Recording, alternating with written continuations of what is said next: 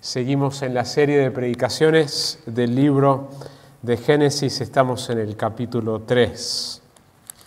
Si sos un cristiano verdadero, hay una batalla que vos tenés cada día, sin cesar, de tu vida en este planeta. Es una batalla con tu pecado. Hay una batalla que ocurre a nivel personal, en tu propio corazón, ocurre a nivel matrimonio, si estás casado, con tus hijos. Hay algo que existe en tu corazón que no se va a ir hasta que Cristo venga a llevarnos a su presencia, y es la realidad del pecado que mora en nosotros. Si Cristo no es tu Salvador y tu Señor, el pecado también mora en tu vida, pero vos meramente sos un esclavo al pecado. No hay una batalla con ese pecado. Quizás hay una lucha de conquistar cierto tipo de pecados porque esos pecados son inconvenientes y te conviene no tener esas luchas, pero no hay la motivación dada por el Espíritu de Dios de pelear todos los días de tu vida en contra del pecado por las motivaciones que tiene que ver con la gloria de Dios y tu crecimiento en la santidad. Y en Génesis 3 vemos dónde comienza todo esto. ¿Por qué estamos en el lío que estamos hoy en el mundo? ¿Por qué estamos con los problemas que tenemos con nosotros mismos? ¿Por qué tenemos problemas en nuestra familia? ¿Por qué tenemos problemas con vecinos, con un compañero de trabajo? Todo finalmente tiene su raíz en Génesis 3. Como dijimos, Génesis es el comienzo de todas las cosas y está incluido el comienzo del pecado. Vemos cómo el pecado entra al mundo, cómo el pecado entra a la humanidad. Para este punto el pecado ya está presente en Satanás. Génesis no describe el origen del mal, no describe de qué manera Satanás cayó, ni siquiera está el nombre de Satanás acá en Génesis 3, pero sí describe de qué manera el pecado entra a la humanidad. Así que vamos a inclinar nuestro rostro una vez más y pedir que sea Dios que nos hable a través de su palabra lo que yo quisiera que aprendamos hoy en esta porción de las Escrituras, a través de esta predicación, es que debemos estar listos. Esta es la idea central. El título es La trágica caída de la humanidad, la trágica caída de la humanidad, porque es trágica y fue una caída. Y la idea central es que debemos estar listos para responder a las tentaciones de Satanás, quien miente atacando la palabra y el carácter de Dios. Debemos estar listos para responder a las tentaciones de Satanás, quien miente atacando la palabra y el carácter de Dios. Oramos. Padre, gracias por tu palabra, que es viva y activa.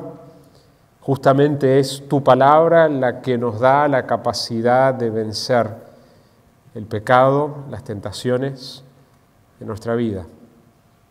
Tu palabra misma nos dice que Jesús, orando por sus seguidores, dijo: santifícalos por medio de la verdad, tu palabra es verdad.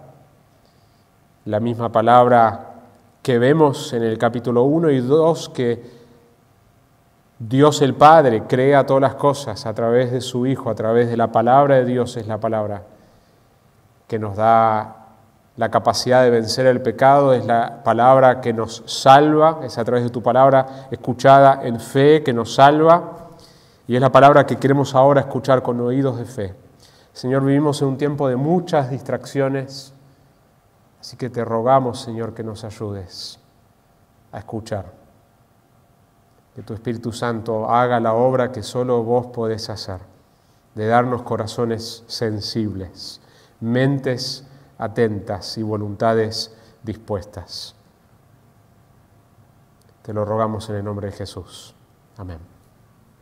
Antes de empezar en el capítulo 13 es importante recordar cómo era el mundo antes de la caída. Por supuesto que el texto no nos describe mucho, pero podemos inferir a la luz de lo que sabemos del pecado, a la luz de lo que sabemos en Génesis 1 y 2, de cómo sería este mundo perfecto. Génesis 2:25, el último versículo del capítulo 2 nos había dicho acerca de Adán y Eva, estaban ambos desnudos, el hombre y su mujer, y no se avergonzaban.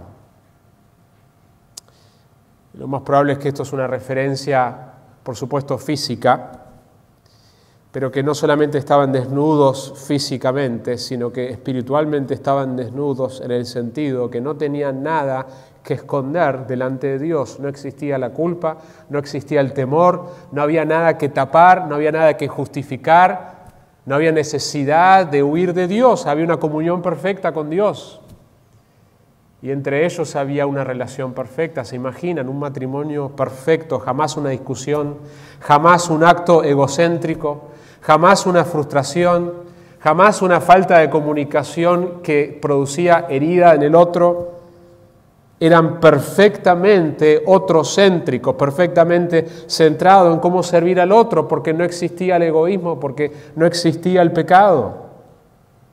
Había deleite perfecto en su relación, deleite perfecto en la relación con Dios, deleite perfecto en la relación con la creación. La creación no amenazaba a ser un ídolo, ninguna cosa en la creación amenazaba a ser un ídolo porque no había un hueco que estaba tratando de llenar, sino que ya estaban en una comunión perfecta con Dios porque no había una separación con ese Dios por el pecado.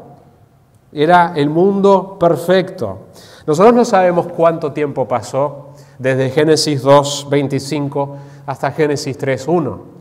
No sabemos si fueron horas, si fueron días, si fueron semanas, meses o años, no lo sabemos. Pero sabemos que había una etapa en donde existía un mundo perfecto, una humanidad viviendo perfectamente, en una comunidad, el uno con el otro, disfrutando la relación con Dios perfectamente. Y disfrutando el gobierno que Dios les había dado sobre la creación perfectamente. Lo que vamos a ver entonces en esta porción de Génesis, donde vemos la trágica caída de la humanidad, primeramente vamos a ver en los primeros 5 versículos, vamos a ver este diálogo mortal. Número 1, el diálogo mortal. Porque esta conversación va a llevar a la muerte. Va a llevar a la muerte espiritual, va a llevar a la muerte eterna si no es por la obra redentora de Jesucristo. Y lo primero que vemos en el versículo 1 es que aparece una serpiente. Dice, y la serpiente era más astuta que cualquiera de los animales del campo que el Señor había hecho. Si leemos Génesis y no sabemos nada de la Biblia, no sabemos nada del cristianismo, y solamente empezamos a leer esto, no sabemos quién es esta figura, ¿qué dice la serpiente? Porque el texto simplemente dice que es una serpiente, no nos dice que es Satanás. En ningún lado en Génesis aparece que la serpiente equivale a Satanás. Es por la revelación progresiva en la palabra de Dios que entendemos que detrás de este animal real que estaba ahí, era un animal real que estaba ahí, que Satanás estaba usando a este animal para lograr sus propósitos. El Nuevo Testamento nos describe que la serpiente antigua es Satanás, que Satanás significa básicamente el adversario. En Apocalipsis 12 dice, fue arrojado el gran dragón, y va a mencionar varios nombres de Satanás, la serpiente antigua, que se llama el diablo y Satanás, el cual engaña al mundo entero. Porque esa es la actividad de Satanás. Satanás engaña al mundo entero. El príncipe de este mundo ha enceguecido las mentes de los incrédulos para que no vean la luz del Evangelio. Yo puedo predicar con la mejor apologética del mundo, con la mejor defensa de la fe, con los mejores argumentos a una persona sin Cristo. Pero Satanás ha enceguecido la mente del incrédulo, que si Dios no abre los ojos de esa persona ciega, no va a poder ver la luz.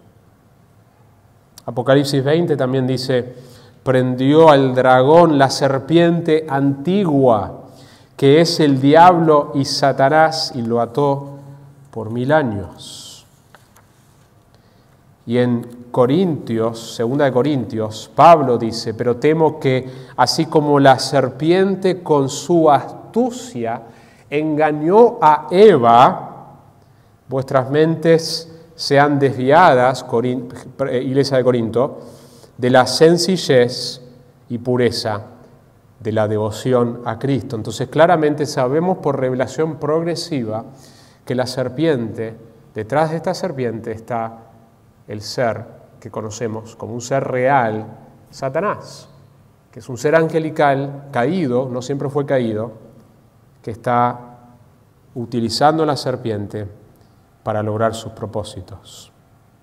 De hecho, sabemos algo de su aspecto, de esta serpiente, que Génesis 3:1 no nos describe nada de su aspecto, pero en Génesis 3, más adelante, nos va a decir, cuando Dios maldice a la serpiente, dice, por cuanto has hecho esto, maldita serás más que todos los animales y más que todas las bestias del campo. Es decir, que esta serpiente está dentro del mundo animal, está dentro del reino de la creación de los animales. Sobre tu vientre andarás, está implícito que no andaba antes sobre su vientre, y polvo comerás todos los días de tu vida. Entonces, cuando hoy vemos una serpiente que anda por el polvo, sabemos que eso es fruto de la maldición de Dios. Pero que aparentemente, por lo que este texto me dice, la serpiente que vemos en Génesis 3:1, que aunque no sepamos exactamente cómo era su aspecto, podemos afirmar que esta serpiente no estaba arrastrándose por el piso, porque fue resultado de la caída. Quizás estaba de pie, quién sabe cómo era su forma. Eva no parece estar sorprendida de que este animal habla, sino que empieza a tener una interacción. Pero recuerden, nosotros no podemos afirmar cuánto tiempo ha pasado. Adán y Eva están buscando interpretar el mundo creado. En ese punto quizás no saben qué animales hablan y qué animales no hablan, pero ella no parece estar sorprendida. Tenemos un ser que aparece hablando que probablemente no estaba en la misma forma, sabemos que no estaba en la forma exacta que la serpiente de hoy.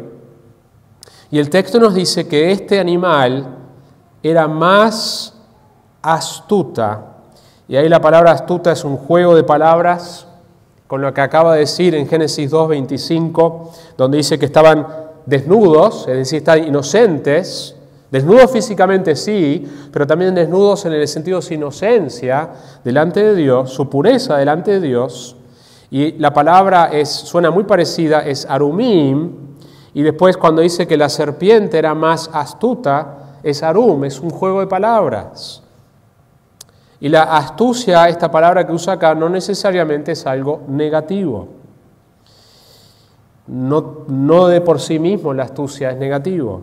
Porque Proverbios 1:4 usa esta misma palabra y llama a aquellos que les falta sabiduría, que les falta astucia, que la obtengan. Pero acá vamos a ver que Satanás va a usar la astucia de este animal con un propósito maligno.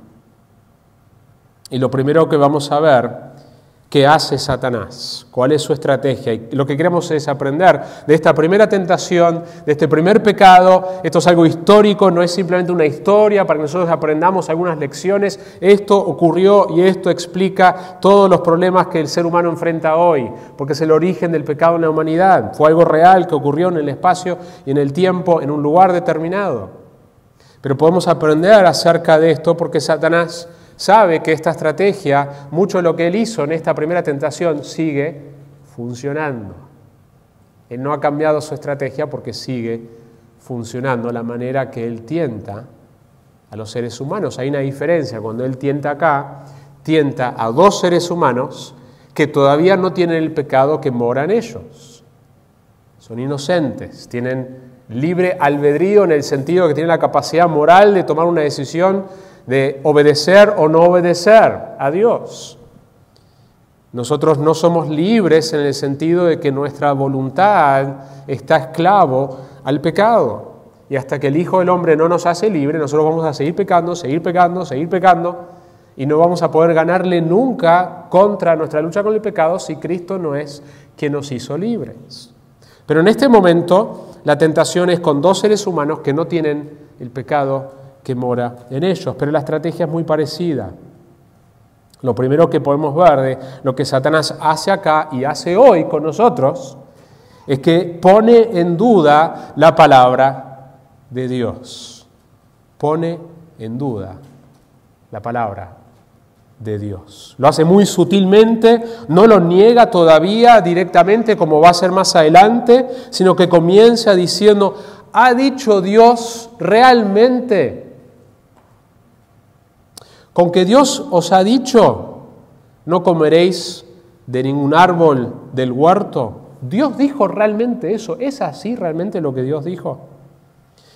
Si miramos el contexto de Génesis, vemos que la palabra de Dios fue dada a Adán, y Adán después lo hubiera comunicado a su esposa. ¿Ha dicho Dios realmente?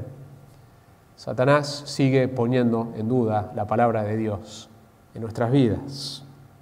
¿Realmente el infierno es real? ¿No es un poco exagerado eso? Que por rechazar el Evangelio uno va a pasar la eternidad en un sufrimiento eterno que nunca termina, que nunca hay alivio, un tormento consciente. ¿Realmente será así?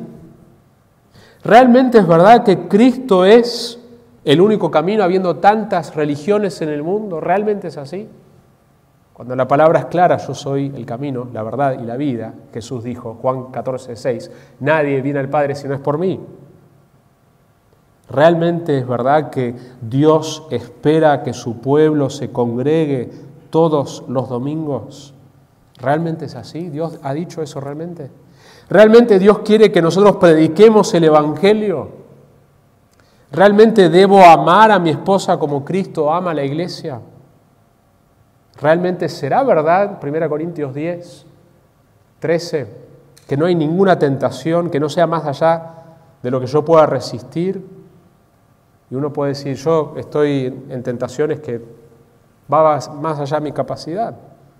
¿Será verdad lo que Dios dice en 1 Corintios 10:13, que no hay ninguna tentación que vaya más allá de lo que yo pueda resistir? ¿Realmente yo debo ofrendar económicamente de mi dinero? ¿Realmente debo poner a muerte las obras de la carne por el Espíritu? ¿Realmente debo perdonar 70 veces 7 como Jesús le dice a sus discípulos? Cuando esta persona, no te imaginas lo que me hizo. ¿Será así realmente? ¿Realmente Dios dijo eso? ¿Realmente Dios puede perdonarme a mí con todo lo que yo hice? Si confesamos nuestros pecados, Él es fiel y justo, 1 Juan 1:9, para perdonar nuestros pecados y limpiarnos de toda maldad. Será verdad, pero quizás yo no aplico con las cosas que yo hice. ¿Realmente Dios espera que los padres hablemos de las Escrituras con nuestros hijos regularmente? ¿Será así realmente lo que Dios ha dicho? ¿Realmente debemos vivir radicalmente distinto a nuestro entorno? ¿Realmente las mujeres deben vestirse modestos con nuestra vestimenta en estos tiempos? Y así podemos citar ejemplo tras ejemplo de cómo Satanás pone en duda la palabra de Dios. Lo otro que podemos notar acá es que Satanás, al usar el nombre de Dios, dice con que Dios os ha dicho, y usa el nombre Elohim, el nombre general, no el nombre personal, Yahweh, de Dios. De hecho, en el capítulo 2, todo el 2 hasta el 4, siempre cuando habla de Dios aparece el nombre personal de Yahweh en cada ocasión, el Dios de pacto, el Dios de Israel, el Dios, el gran yo soy, con la excepción de estos 5 versículos. Satanás evita usar el nombre personal de Dios, hasta Eva misma va a usar ese nombre menos personal que Génesis 1 describe como el creador, pero toda la sección del 2 al 4 vemos un Dios personal, y en este espacio donde Satanás está tentando no usa el nombre del Dios personal. La otra cosa que observamos de la estrategia de Satanás es que él exagera la prohibición. Exagera la prohibición. Miren cómo dice. ¿Realmente Dios ha dicho, no comeréis de ningún árbol del huerto? De ningún árbol. Esta es una gran mentira de Satanás y una gran estrategia enfocarse en las prohibiciones de Dios, que Dios de alguna manera es muy estricto, es muy duro para obedecer y por ende pone en cuestionamiento el mismo carácter de Dios. Miren la respuesta de Eva.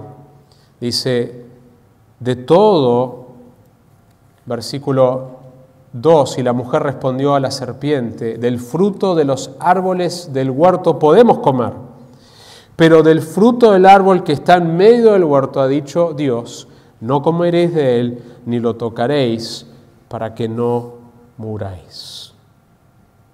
De todo árbol del huerto podrás comer. Dios nos ha dado libertad de comer de todo el huerto. Del fruto de los árboles del huerto podemos comer son las palabras exactas que ella usa. Algunos ven el hecho aquí que Eva minimiza la palabra de Dios porque Dios había enfatizado, ustedes pueden comer de todos los árboles, de todos, menos de uno. Y en el mandato de Génesis 2 está la palabra todos, cuando Eva describe, dice, bueno, podemos comer del fruto de los árboles, y pareciera, algunos ven una minimización, que está minimizando, la palabra de Dios a no enfatizar las libertades, que podían comer todo, absolutamente todo podían comer, salvo un árbol. También vemos que Eva agrega al mandato, ¿qué es lo que ella dice? No comeréis de él, ¿qué más? Ni lo tocaréis. Mis hermanos, esta es la historia del ser humano. A través de la religión, a través de las ramas del cristianismo, es agregar a lo que Dios ha dicho. Agregar a lo que Dios ha dicho. Que no se puede usar este tipo de vestimenta en la iglesia, que no se puede hacer este tipo de cosas, este tipo de comida. Cuando la Escritura no habla de esas cosas que el ser humano frecuentemente prohíbe, agrega. Y la religión, el legalismo, básicamente es eso, agregar cosas que Dios no ha dicho. De hecho, hay un taller que yo soy parte de dar este taller a predicadores que están aprendiendo la predicación expositiva. Y una de las sesiones donde enseñamos cómo predicar expositivamente se llama Manteniéndose en la línea. Y usamos la ilustración de una corte de la ley, que uno dice, en la corte de la ley cuando uno hace el juramento, uno dice, jura decir la verdad y solamente la verdad, nada más ni nada menos, y que de alguna manera los predicadores del Evangelio, los predicadores de la palabra, nos hemos comprometido a un juramento parecido, de decir solamente la verdad, ni más ni menos. Y en este taller dibujamos en el pizarrón una línea y decimos que cuando uno predica la Biblia, uno no tiene que decir más, ponemos el símbolo de más, arriba de la línea, ni menos de lo que dice la Biblia. No debemos agregar a lo que dice la Escritura y no debemos quitar. Y vemos que Eva está agregando a la Escritura. En el Nuevo Testamento, Pablo dice en 1 Timoteo 4, pero el Espíritu dice claramente que en los últimos tiempos algunos apostatarán de la fe, prestando atención a espíritus engañadores y a doctrinas de demonios, mediante la hipocresía de mentirosos que tienen cauterizada la conciencia, y acá está la prohibición que es extrabíblica, prohibiendo casarse y mandando abstenerse de alimentos que Dios ha creado para que con acción de gracias participen de ellos los que creen y que han conocido la verdad. Pablo está diciendo, va a haber personas que van a enseñar que no se puede hacer esto, que no se puede hacer aquello, y que esas enseñanzas tienen su origen en Satanás, tienen su origen en los demonios, que están agregando prohibiciones que Dios no agregó nunca. Porque todo lo creado por Dios es bueno y nada se debe rechazar si se recibe con acción de gracias porque es santificado mediante la palabra de Dios y la oración. Entonces vemos que Eva no conoce la palabra de Dios como debería y está agregando al mandato de Dios. Lo próximo que vemos en cuanto a cómo Satanás responde y cuál es su estrategia en la tentación Y la serpiente dijo a la mujer: ciertamente no morirás. Ciertamente no morirás. Satanás miente. Miente. Y al mentir está poniendo en duda el carácter de Dios. Ofrece una falsa promesa. Miren cómo dice, pues Dios sabe. Por eso les está dando este mandato, que el día que de él comáis, serán abiertos vuestros ojos y seréis como Dios, conociendo el bien y el mal. Te estás perdiendo de algo por obedecer la Biblia. Dios sabe que si vos te vas fuera de la sabiduría de la Biblia, hay cosas que te estás perdiendo y Él sabe y Él no quiere que vos disfrutes esas cosas. La mentira de Satanás es que nosotros podemos encontrar vida y sabiduría fuera de la palabra de Dios. Esa es la mentira. Y es la misma tentación que nos ofrece hoy. La tentación también de ser como Dios. Ustedes van a ser como Dios y por eso Dios no quiere que ustedes coman. Porque esencialmente lo que Satanás tienta en ese momento y lo que hoy tienta a toda la humanidad es que seamos independientes. De hecho, es un valor muy fuerte en este país, la independencia. Es un valor antibíblico. La Biblia vez tras vez nos muestra la necesidad de nuestra dependencia, no independencia, dependencia de Dios, de su palabra, de su espíritu, de su pueblo, de la iglesia local. Pero el sueño del ser humano en su autonomía es ser el capitán de nuestro propio destino. Yo soy el capitán de mi destino. Nadie me va a decir lo que yo tengo que hacer. Yo soy libre. Y la gran mentira es que esa libertad en realidad es una esclavitud.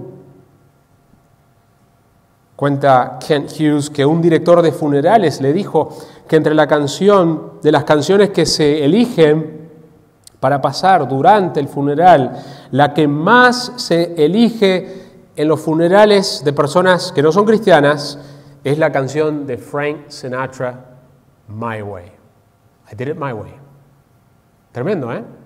Esa es según este director de funeral, la canción que más se elige. I Did It My Way.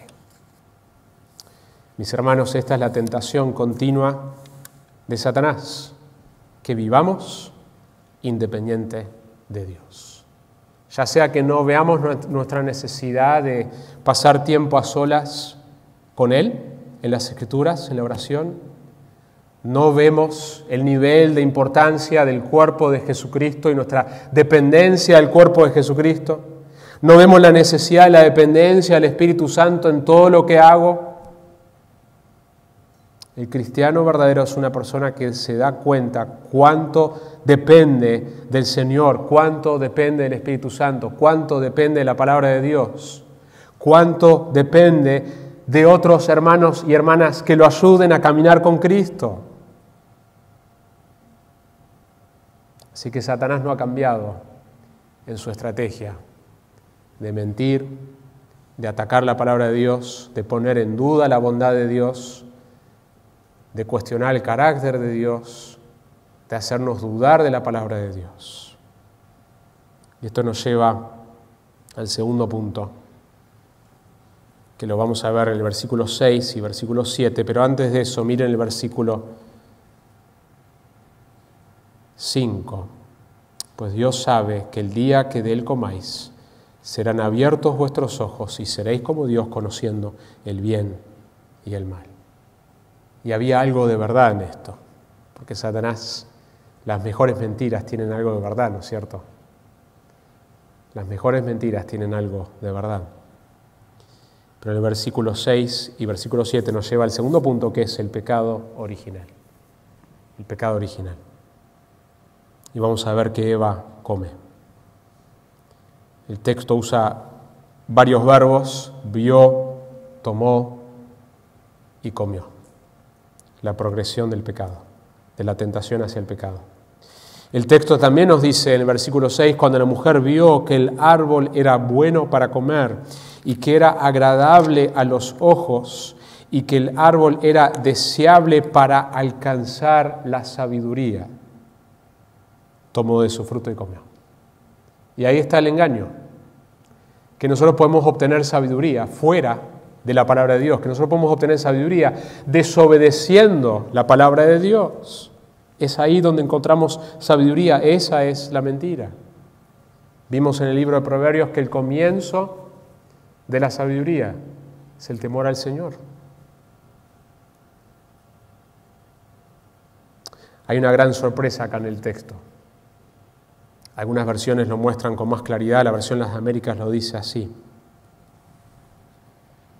Y dio también, versículo 6, segunda parte, y dio también a su marido, que estaba con ella. Hasta ahora, si uno lee el relato y uno no conoce esa frase, uno se imagina a la serpiente y a Eva solamente. Pero en todo este tiempo, Adán ahí está, bien calladito, observando todo, sin hacer nada. Aunque Dios le había dado el rol, aún antes de la caída, de ser el líder de su hogar. Y él observa simplemente, y toma, y come. Tremendo. Algunos dicen, bueno, quizás él estuvo después, la conversación ocurrió, después él apareció, pero podemos saber con certeza de que estaba porque Satanás, el verbo que usa cuando habla, cuando se dirige es plural, le está hablando a los dos específicamente. Eva es la que interactúa, pero Satanás se dirige a los dos. Adán falló, él comió al igual que su esposa. Y lo terrible es esto, es que el Nuevo Testamento nos afirma que Adán no fue engañado. Eva sí. Pablo dice que no fue Adán que fue engañado, sino Eva fue engañado. Eva actuó siendo engañada por la serpiente. Adán no fue engañado, el texto lo afirma claramente en el Nuevo Testamento. Actuó bien consciente de lo que él estaba haciendo en rebeldía.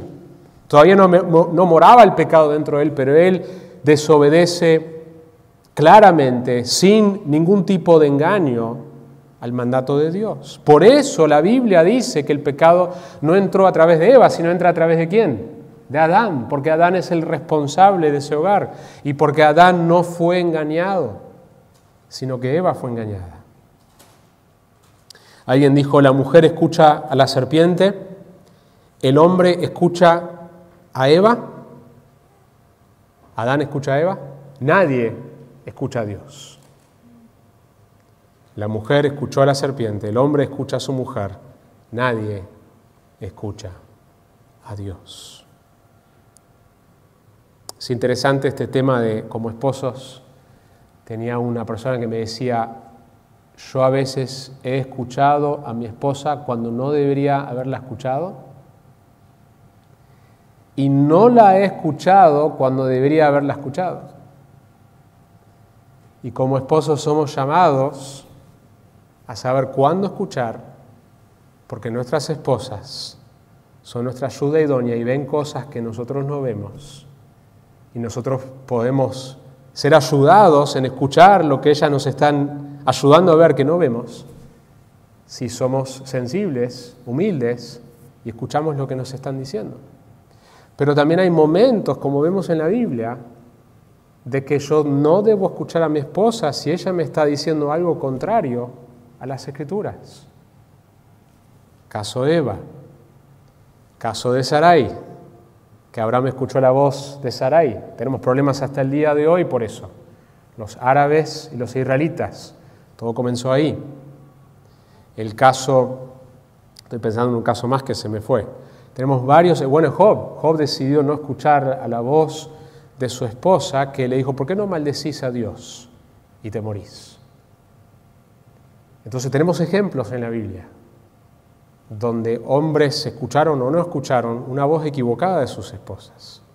Y sabemos que hay momentos donde debemos escuchar a nuestras esposas. Pero el punto acá es que la mujer escuchó a la serpiente, el hombre escuchó a su mujer y nadie escucha a Dios. Vamos a ver más las consecuencias de lo que esto produjo, catastróficas, pero el versículo 7 nos comienza a describir algo. 3:7. Entonces fueron abiertos los ojos de ambos y conocieron que estaban desnudos. Y cosieron hojas de higuera y se hicieron delantales. La palabra de Dios, capítulo 1, capítulo 2, había traído vida y había traído orden. La palabra de la serpiente trajo caos y trajo muerte. Y es así hasta el día de hoy. Que la palabra de Dios en tu vida va a traer vida y orden si permitís que lo haga. Y la palabra de la serpiente va a traer caos y va a traer muerte si vos permitís y escuchás su voz. La verdad es más antigua que la falsedad. La palabra de Dios vino antes que las mentiras de Satanás. Había algo de verdad, como dijimos, en lo que Satanás les había dicho. Su inocencia ya no existía. Ellos conocían ahora por experiencia propia el bien y el mal. La culpa y el temor, que antes no existía, una experiencia que ellos no conocían, ahora dominaba su corazón. Piensen en eso. ¿Cuántas cosas hacemos o no hacemos por culpa? ¿Cuántas cosas hacemos o no hacemos por temor? ¿Y cómo afectamos a otros con nuestro temor, con nuestra culpa? Y esto es fruto de la caída. Ellos tenían, como dijimos antes, el matrimonio perfecto, no había ningún esfuerzo requerido en ese matrimonio. Ni habría en la crianza, no habría una lucha para desear a Dios, todo estaba naturalmente ahí. Piensen en esto, si ellos necesitaban la palabra de Dios antes de la caída para correctamente interpretar el mundo que no podían interpretar, ¿cuánto más nosotros, post caída, necesitamos la palabra de Dios para interpretar el mundo en que estamos? Así que, mis hermanos, ¿cómo están en su lectura bíblica? ¿Lees la Biblia todos los días? ¿Tenés un tiempo separado donde abrís las Escrituras y la lees sistemáticamente, progresivamente? ¿Tenés un plan para leerlo? Esto es la palabra de Dios. El relato de Génesis 3, 1 al 7 termina con bastante oscuridad. Hay culpa, hay temor. Las consecuencias van a ser catastróficas, globales, eternas. El Nuevo Testamento nos habla de esto, pero también nos da una luz de esperanza, como Génesis 3 mismo nos va a dar más adelante. Porque si por la transgresión, Pablo dice en Romanos 5, versículo 17, de 1, hablando de Adán, por este reinó la muerte, mucho más reinarán en vida por medio de uno, Jesucristo, los que reciben la abundancia de la gracia y del don de la justicia.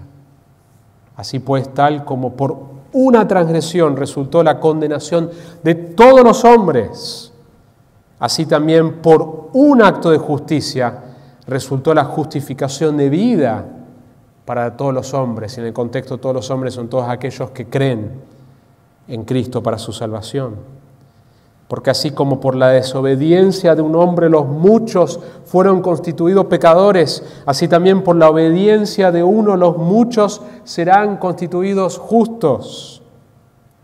Y la ley se introdujo para que abundara la transgresión, pero donde el pecado abundó, sobreabundó la gracia, para que así como el pecado reinó en la muerte, así también la gracia reine por medio de la justicia para vida eterna, mediante Jesucristo nuestro Señor. La esperanza que nosotros tenemos está en el Evangelio, está en lo que Cristo ha hecho, de salvarnos de esta condenación, de salvarnos de la destrucción del pecado. Lo ha hecho cuando nos regeneró cuando nos atrajo a Él, cuando creímos por fe y arrepentimiento, corrimos a Él para que nos perdonara todos nuestros pecados. Lo está haciendo en nuestra santificación y lo terminará un día en nuestra glorificación. De hecho, este mundo entero, Romanos 8 dice que está bajo una maldición y que la creación entera está anhelando, está esperando la redención nuestra, de nuestros cuerpos, donde no lucharemos más con nuestro pecado, donde no lucharemos más con nuestra salud. Estaremos perfectamente, sin pecado, redimidos, totalmente, cuerpo y espíritu, delante de Él. Esa es nuestra esperanza. Jesucristo ha venido para salvar a pecadores como nosotros. Amén. Oramos. Señor, gracias por tu palabra que nos habla acerca de lo terrible que fue la caída, Señor, y esto es algo que el día de hoy nosotros seguimos experimentando, tentaciones reales, y queremos aprender de este relato, primeramente saber, esta es la razón de por qué nosotros cada día que nos levantamos vamos a luchar con nuestro pecado. Porque el pecado ya está presente y estará hasta que vos regreses. Pero también, Señor, aprendemos de este relato a cómo nosotros podemos estar listos para responder a las tentaciones de Satanás, que es real y que cada día, Señor, tu palabra lo describe como un león rugiente que está buscando a quien devorar. Y por eso Pablo dice en Efesios que debemos ponernos toda la armadura de Dios. Por eso Cristo, cuando fue enfrentado por Satanás, respondió con la palabra de Dios. Así que ayúdanos, Señor, a pelear esta batalla. Somos soldados de Jesucristo, tu palabra nos describe de esa manera y somos llamados a una guerra en esta tierra hasta que vos vuelvas. No somos llamados a actuar como si no hay una guerra ocurriendo, porque sí la hay. Esa guerra comienza dentro nuestro, pero también está en nuestros hogares. Hay una guerra por la santidad de nuestros hogares, y hay una guerra por la santidad de nuestra iglesia, y hay una guerra para que el Evangelio se extienda y nosotros tengamos una invasión masiva sobre el reino de la oscuridad con el reino de la luz. Ese es nuestro anhelo, Señor, porque nos has llamado a eso, a ser discípulos de todas las naciones, comenzando en donde nosotros estamos, y viendo personas que se trasladan de ese reino de tinieblas, de ese reino de muerte, de ese reino de mentira, de ese reino de destrucción, al reino de la luz, al reino de Dios, al reino de vida. Así que rogamos, Señor, que hagas eso, hagas esa obra en nosotros, individualmente, familiarmente y a nivel iglesia, por favor, Señor. Que esta semana estemos listos para responder a las tentaciones de Satanás, quien miente atacando la palabra y el carácter de Dios, dependiendo de tu palabra para poder hacerlo. Te lo rogamos en el nombre de Jesús. Amén.